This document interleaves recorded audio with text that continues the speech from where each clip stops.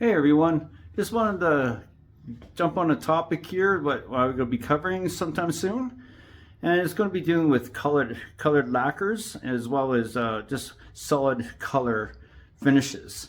Whether it's a solid color primer, and then we put a clear top coat on, which I usually use polyurethane, and there's also from taking it from raw state, from MDF state, priming it and then going in to top coating, and probably most likely a two component solid colored lacquer. So yeah, and yeah, thanks to Restore, I'm going to use these for my examples. This one here in particular, this one here has some surface damage here, and across here there's some it feels like some gummy foamy type tape that they used for some reason. But anyways, there's a whole bunch of different well, that's not damage, that's just tape.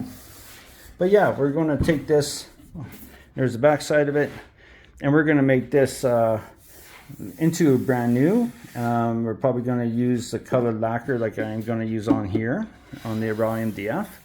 And when it comes to all the prep work and such, you know, we're going to walk through step by step, making sure that all this is going to be perfect for the primer coat.